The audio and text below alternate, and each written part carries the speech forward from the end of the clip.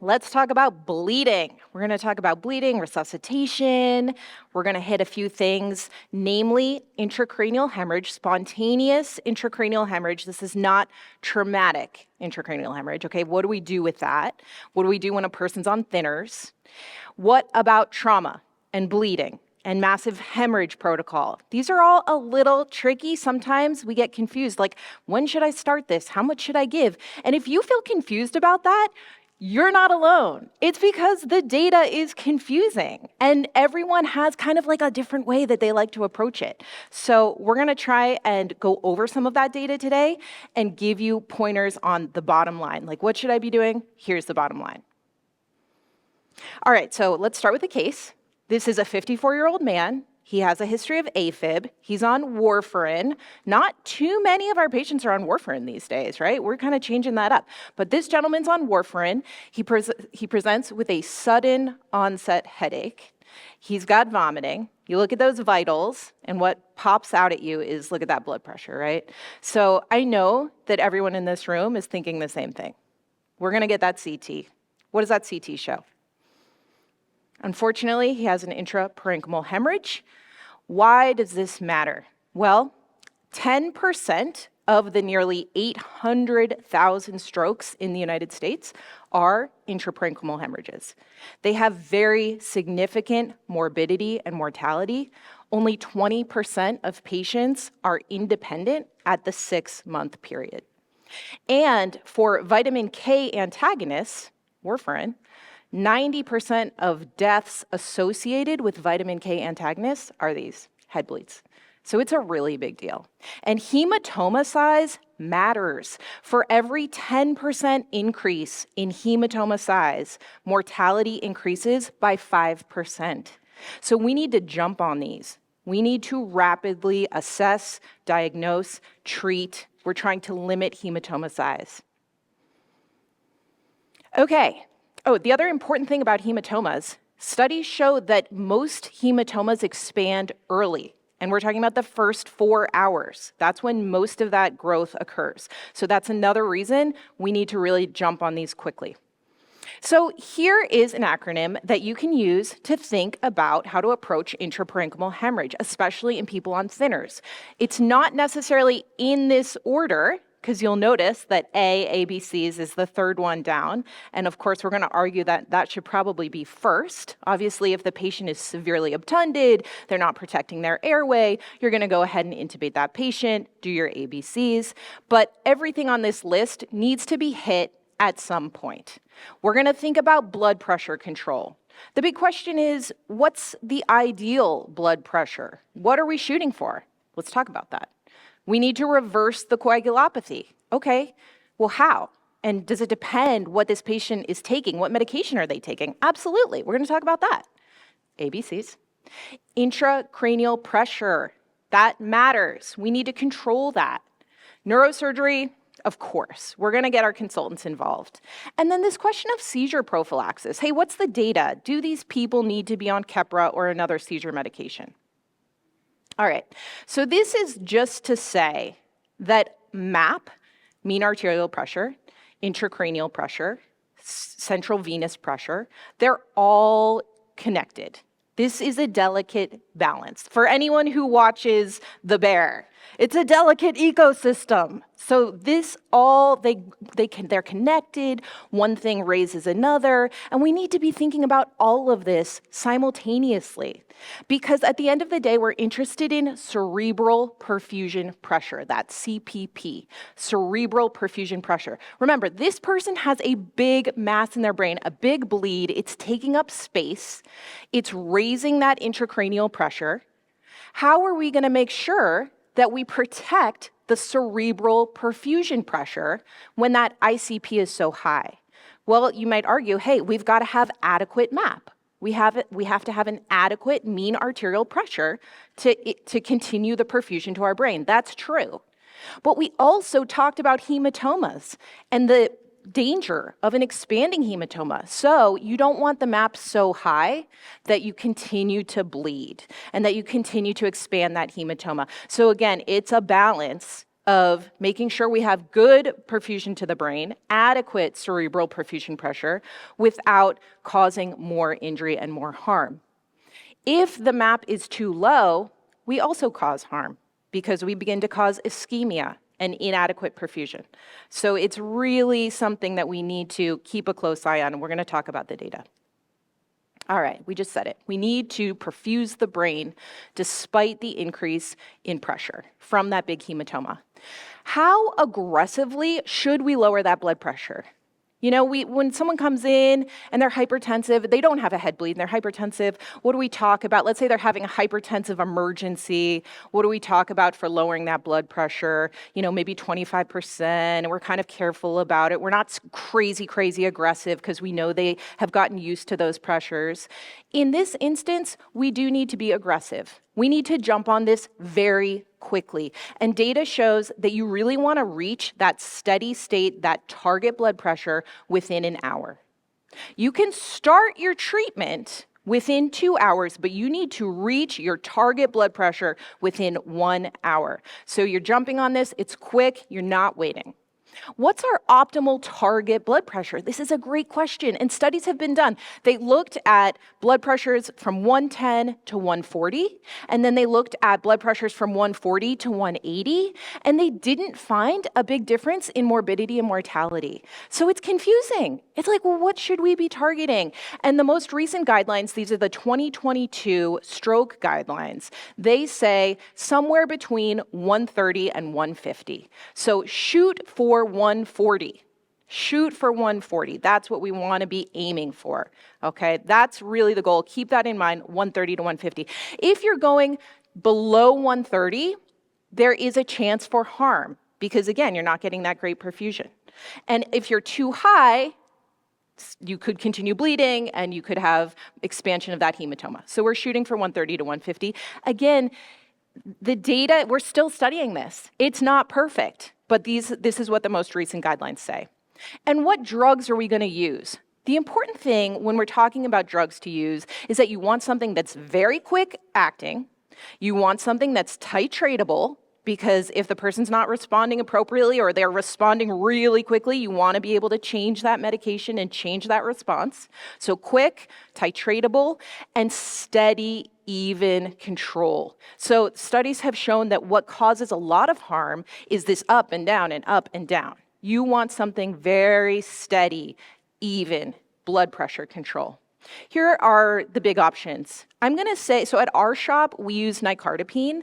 It's a great drug, it's quick acting, it's titratable, it's all the things we said. You can also use labetalol. Important to remember that IV infusions are preferred over anything IV push. You want a continuous infusion because, again, you want that nice, steady control. The other two options on here are phenoldiprem is on the guidelines. I've never used it. And then there's some studies on clofidipine, which showed that you can reach steady state quicker. So that sort of target blood pressure. In this study, they reached steady state quicker, but it didn't necessarily improve outcomes one way or the other. And I would say the data is still out on this. It's not changing my practice. I'm still using nicardipine, but it's something to think about if you see that drug. That's something that we're looking into. All right, so what are the take-home points here? The optimal BP is a little unclear, but the guidelines say 130 to 150 quickly. Within an hour, you need to get there. Of course, we're going to involve neurosurgery, no question. And yes, earlier is better. We've got to reverse this coagulopathy. Don't forget, this patient was on warfarin. If we don't reverse that, he's going to continue bleeding. This is a really big deal.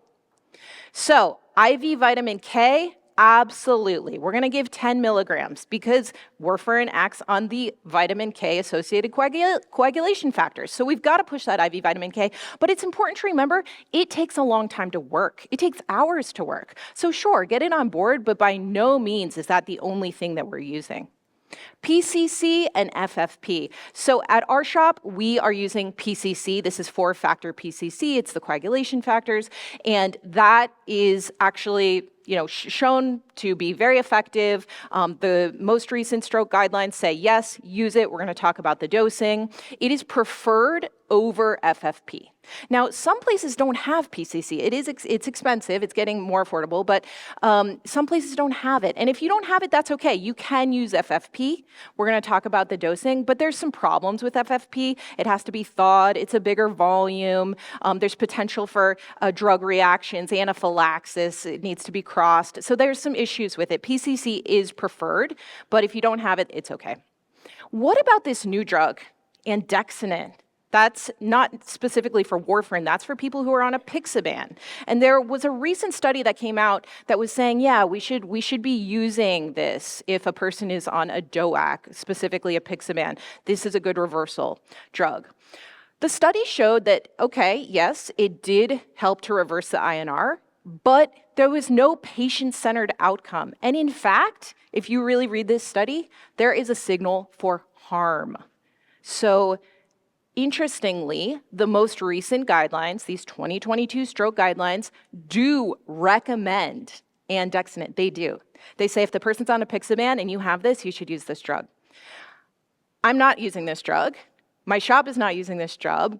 If you really read the study, I think it actually pushes against from using the drug. So I'm not going to recommend that you do this. They say if you don't have it, PCC is good.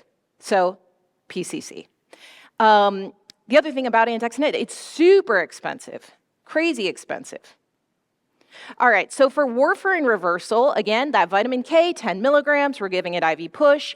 You do need to watch out when you give that quickly. There is a potential for anaphylaxis, but in this instance, we've talked about the morbidity, we've talked about the mortality, we've talked about the importance of being quick, so you are pushing this pretty quickly. And then you're going to use PCC, and there's the dosing for head bleeds. So it's 50 units per kg for PCC IV. That is your dosing. You can memorize that. That's what you're reaching for in any sort of life-threatening bleed, namely an intracranial hemorrhage. You're going to administer that quickly, over 20 minutes, and then you're going to repeat your INR. This PCC should start working within minutes, unlike vitamin K.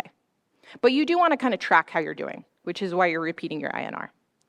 If you don't have PCC, here's an easy chart to use for FFP. The traditional dosing of FFP is in cc's per kg, which nobody really uses. And so this is much easier. You can use your INR as a guide, and it will tell you how many units to use. You can feel free to reference this chart. And then we talked a little about those DOACs. What are we doing for those? I'm reaching for PCC. My shop is reaching for PCC. I would recommend that you reach for PCC. Same dose. And andexanet, I'm not grabbing that right now. Again, the guidelines do recommend it if you have it, but there is a signal for harm in the study. If the patient's on dabigatran, the guidelines also recommend grabbing idrosuzumab, which is the other reversal agent for dabigatran.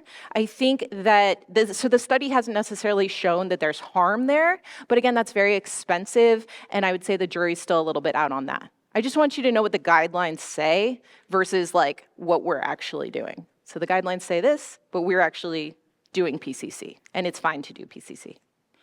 Okay, what about platelets? This question often comes up. Hey, the patient has an intracranial hemorrhage. Should we be giving platelets or not? They're on aspirin or they're on Plavix. What's the right answer? This has been studied, and the answer is no, don't give platelets. There is potential for harm. So it's not just like, oh, maybe it's okay either way. No, it can cause harm. So we are not giving platelets. The only time you may give platelets is if that patient is going for a procedure with neurosurgery, and they're going to tell you. So your consultants will say, we're going to take them, we'd like you to give some platelets. So pretty much, if you're making the decision on your own, no platelets.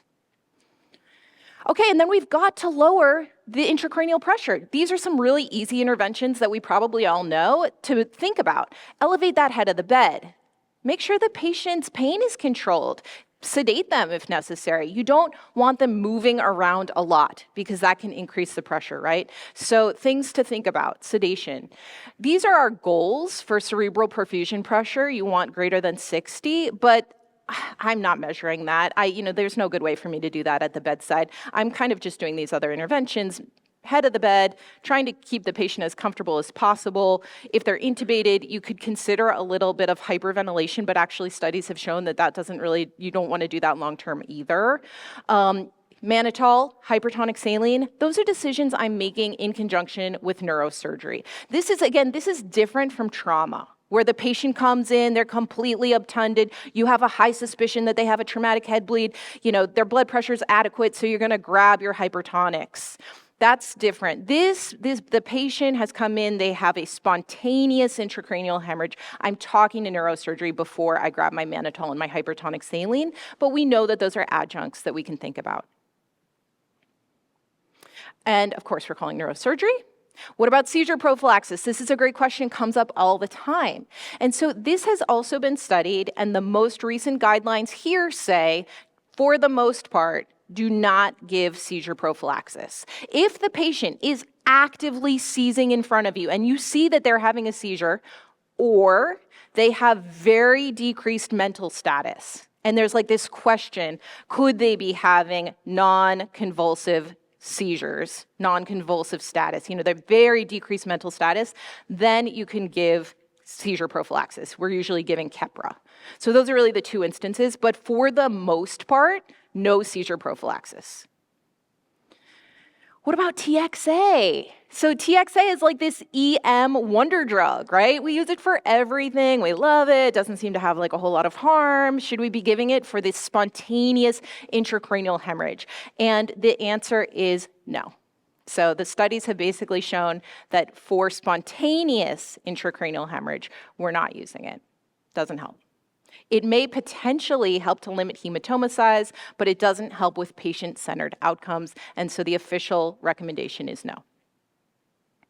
Okay, let's talk about gunshot wounds. We're moving into trauma land now. We're talking about hemorrhage protocol. Okay, so this person comes in, they have multiple abdominal gunshot wounds, you do your amazing trauma exam that Andrea just walked through with you, you do your FAST exam, you see that they have a very positive FAST, look at that big black stripe of blood. So this patient, they're hypotensive, they're showing you that they are not perfusing very well because their mental status is going down, they've got that positive FAST. Hey, we just talked about this. We're experts in resuscitation. This is something we're really good at. But the thing that comes up that's very confusing is how much blood should we give? When do we activate our massive transfusion protocol?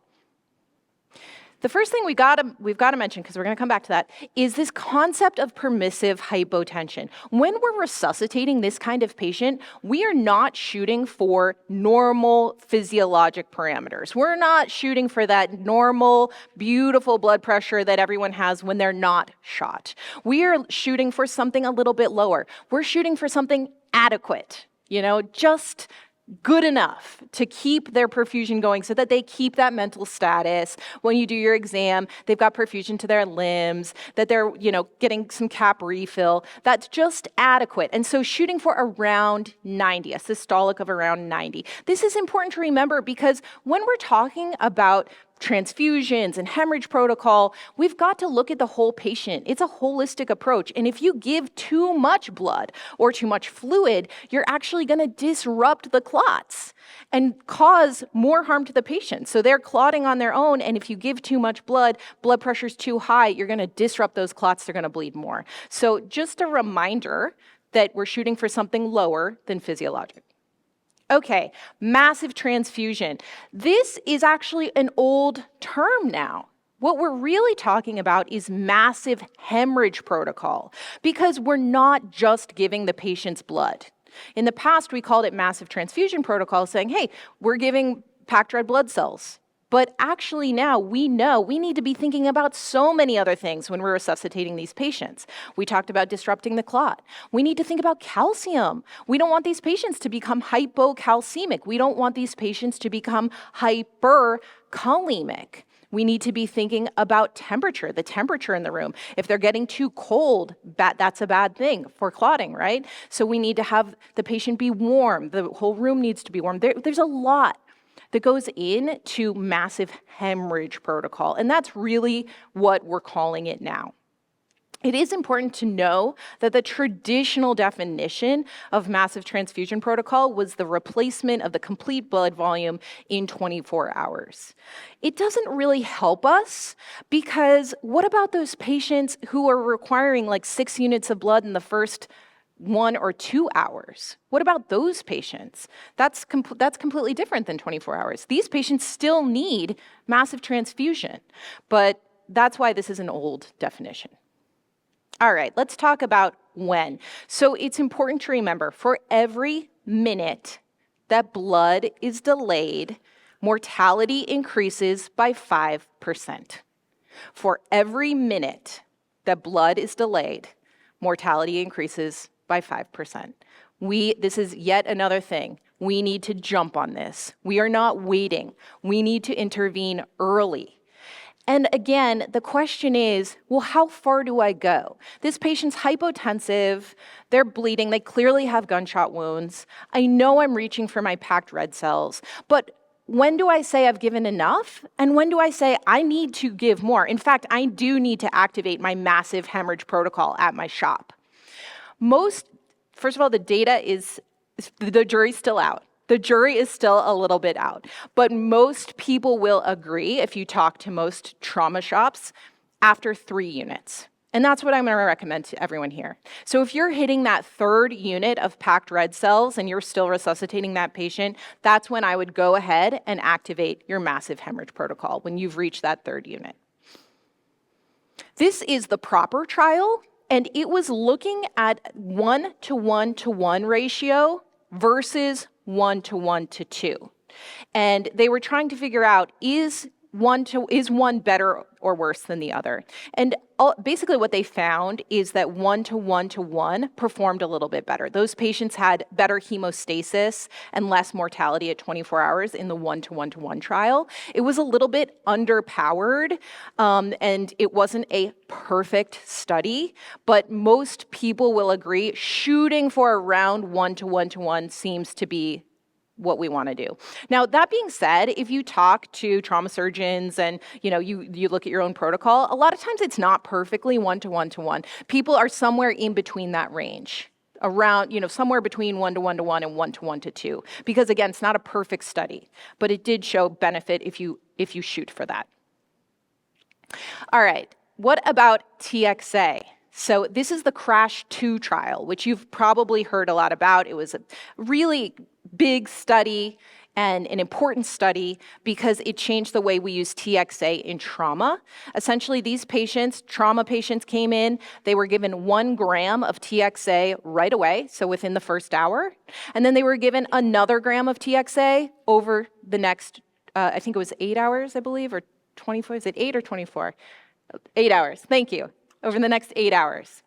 And long story short, there was a mortality benefit of 1.5%. So TXA does seem to benefit our bleeding trauma patients, and it is recommended that we give it. The CRASH 2 trial did give TXA in the way that I just mentioned, but in reality, a lot of our trauma surgeons are not really doing it that way because what they've found is that 2nd gram of TXA often gets forgotten about, right? You give that 1st gram during the big resuscitation, the patient goes to the operating room or they go up to the floor or whatever, and it's just forgotten. People forget to hang that 2nd gram of TXA. So a lot of places are just giving 2 grams up front, and so far that seems to be okay. This is a TXA meta-analysis. They looked at bleeding trauma patients, so patients like the CRASH 2 trial. They also looked at postpartum hemorrhage patients, interestingly, and they looked at TXA in this group. It was a really big trial. And what they found was a mortality benefit in a time-dependent fashion. So they found that TXA needs to be given within minutes to be beneficial. And for every 15-minute delay, the efficacy decreased by 10%. And they found no benefit after 3 hours. So after 3 hours, TXA is not helping you. You need to give it early, you need to give it quickly. This is the CRASH 3 trial. And what they looked at here is people who had TBI. So in CRASH 2, it was bleeding trauma patients, but they didn't really study people who had head injuries. Crash 3 was head injuries, traumatic bleeds, specifically TBIs. And this is mixed. So when you look at this infographic, it's convincing. You're like, oh, TXA is great, it's effective if you give it early, it seems to help people with a head injury. But actually, when you read the study, it's a little bit more convoluted than that. And most people are not really changing their practice based on this Crash 3 trial. So there were some issues with it. Basically, the primary endpoint was in people with TBI, did they have reduced mortality and morbidity, reduced mortality from, did they not die in the hospital within 28 days? And there was no benefit. They didn't find a benefit with TXA. But then they did some statistical maneuvering like we do with our studies, and they found in this sort of subgroup, there was like a little secondary group of people who had lesser of a head injury, so higher GCS of 9 to 15, just a less bad injury, and those patients did do well. They did have a benefit from the TXA. So it's a little bit like, what do we do with this? I mean, maybe these patients were going to do better anyway because they weren't as bad off. And I think what most people would tell you is, if you have a bleeding trauma patient in front of you and they have a head injury, give the TXA. Because we know that TXA is good for our bleeding trauma patients. And if they have this concomitant head injury with it, it doesn't seem to cause harm. So go ahead, give the TXA. But if you have an isolated TBI, isolated traumatic head injury, I don't know about giving the TXA. I cannot tell you to give TXA in that instance. I don't think many people can recommend it based on this study. We need more data. So here's our summary. You want to give your red blood cells early, quickly. We don't want to wait, and you want to give your TXA quickly too. After 3 hours, no benefit. For your intracranial hemorrhage, your traumatic intracranial hemorrhage, likely no benefit, but maybe in those patients who have a higher GCS, that 9 to 15, and definitely in patients who have concomitant bleeding trauma anyway. Hey, what about TXA for other things? I wanted to hit upon this as well, because I see someone, I like that. Everyone's like, what do we use TXA for so much, but what's the data? Is it good? So epistaxis, I love TXA and epistaxis. Martha Roberts taught us how to use it. You do a little Afrin, you do a little TXA, you do a little bit of Lido jelly, and you put that on a cotton ball and you push it up the nose, and that's my practice, and it seems to work really, really well. And the data actually shows, for the most part, yes, TXA is good. What's the bottom line? Yes, you can use it in epistaxis. I will say there is a newer trial, the no-pack trial, that recently came out and did not actually show benefit for TXA and epistaxis. That's kind of the newest one, but we have a lot of other trials that do show that it works. Here's what I'll tell you. There's no harm. There's no harm, and I feel like it works. I'm going to keep doing it. So, take that. You can read the no-pack trial, but I think most people are still, yes, TXA for epistaxis. Here's another. This is a trial where it worked beautifully. So 71% versus 31% for stopping nosebleeds in 10 minutes. 95% versus 6.4% for discharge in less than 2 hours. Less rebleeds. This is TXA compared with anterior nasal packing for patients on antiplatelet drugs. Does it work? And this showed that, yes, it is beneficial. TXA is helpful. What about post-tonsillectomy? So they looked at patients with post-tonsillectomy bleeds in TXA, and in this trial, it was beneficial. But I will point out that these were not life-threatening bleeds. This was not a patient who had massive hemorrhage post-tonsillectomy. These were more mild bleeds, and it did seem to have benefit. You can do nebulized TXA, 500 milligrams. Again, no harm. So if I have a patient who's bleeding post-tonsillectomy, I'm probably reaching for it. Inhaled TXA for hemoptysis, Again, in this trial, they were not life-threatening bleeds. It was not life-threatening hemoptysis, which honestly, I kind of wish we had some data on that because those are the people we're really worried about. But in this particular trial, for the non-life-threatening hemoptysis, it did have benefit. Bottom line, yeah, you can use nebulized TXA to help with this. This is the woman trial. This was looking at postpartum hemorrhage. The bottom line, here's the absolute bottom line. ACOG recommends TXA for postpartum hemorrhage. But this trial had a lot of problems. It had a huge number needed to treat, over 250, and it had a fragility index of 0, which basically means the data could have just been, it could have just been chance. They kind of found, they also changed their primary endpoint halfway through the trial.